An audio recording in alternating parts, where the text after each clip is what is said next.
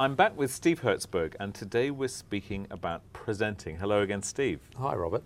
So, Steve, this whole topic of presentations, you know, it's a big one, and it's one that we've kind of skirted around before. But what are some tips? What are some things that we should do to make sure that we present effectively and we present memorably? What are some things we can be doing? Sure. Well, I think that the first thing is really try to understand who your audience is. Mm-hmm. Know your audience.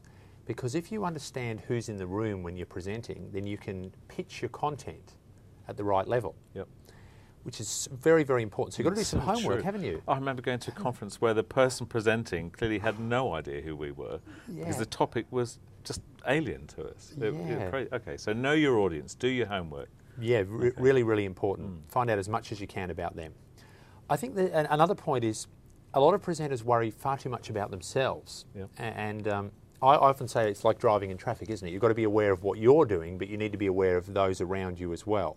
So be aware of yourself, how fast you're speaking, the gestures you're using, your voice skills, your stance. They're important, but be really aware of your audience and be good at reading cues and signals from them.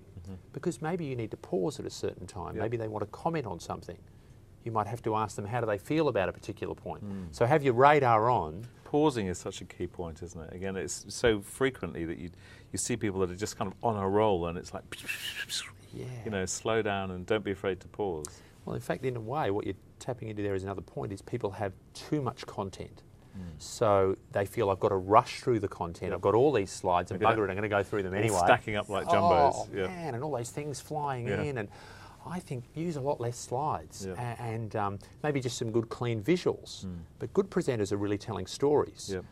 And I think sometimes we get confused and we try to put our whole presentation onto a whole deck of slides. It doesn't work. A guy said to me last year, he said, Steve, can you send me a copy of your presentation?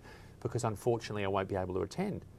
And I said, no, you've got to come and see it. It's a show. I can send you my slides. But they won't mean much because I'm not there. It's a picture of a bridge or a lemon. I so agree. And also, if you've got so much content on your slides, then you're really putting a distance between yourself and your audience, aren't you? Because you're kind of reading off the slides, whereas if you haven't got so much stuff on there, you're having to interact a whole lot more. You're having to give a whole lot more. Yeah, and I think that's what audiences want. You see, remember, it's not about you, it's more about them. So don't stand up there and read a whole lot of points off a slide. We can see you're a good reader. Fantastic. You know, send us those slides or give us a link to that. So keep it simple?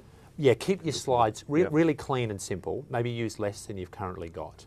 Think a lot about your questions as well. You see, a lot of people get very nervous because they think, oh, how am I going to handle that or handle that? I've found over the years you can normally predict what sorts of questions you'll be asked when you present.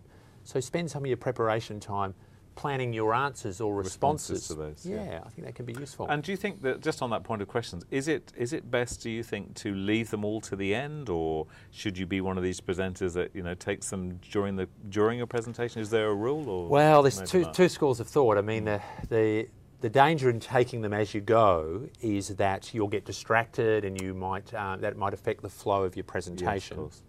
My preference is normally to say, look, I'm going to present for 15 minutes and then I've allocated 10 minutes for questions. So again, let people know there. Yeah, I think you need to set it up. A bit like the pilot on the plane. You know, before you take off, he's going to tell you you're going to be flying at 38,000 feet. He's going to be making a sharp turn. So you know what to expect. I think so. I think people want to know that.